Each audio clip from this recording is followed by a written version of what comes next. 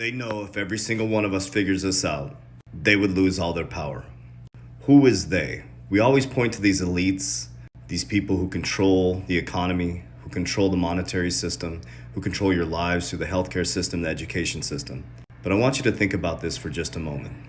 The very people you speak of who do nefarious things, or you assume they do nefarious things, are also made in the likeness and image. We are all spiritual beings here having a physical experience. So the very thing we're pointing to that is controlling us is the very thing that we have inside of us. What happened is, at some point, a human being, at some point, one of the spiritual beings having a human experience, realized that if you can get humans to pick sides, to see each other as not connected, as separate from one another, and that they all came from different places, then you could very easily manipulate and control that human being that's having a physical experience. And this all started with ego and insecurity. An insecure person develops an ego, and that ego allows them to do things outside of love. I shouldn't say allows.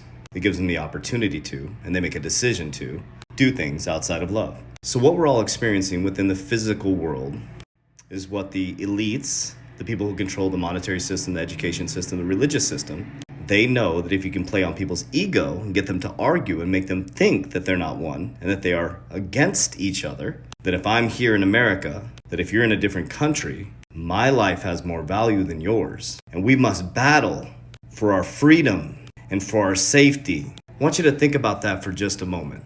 Because someone's in a different country and looks different than you, why would we need to kill them for our safety? It all goes back to ego outside of love. So at some point, someone within that country or region realized, because they're insecure, that if you can get the people to argue against each other, that you could control those people who are arguing against each other. Because an argument is just two people's egos battling against each other. Because the truth is, we're all creators and we're all right. That's why two people can be in the same circumstance and have a completely different experience. If we all figured this game out, we would all be free, we would all be wealthy, some would be healthy, and we'd all realize that we have everything we need. That the earth produces all our food, all the hydration we need, all the abundance we need. But here's the warning. It must get really, really, really, really bad in order for people to wake up. So strap on your seatbelt.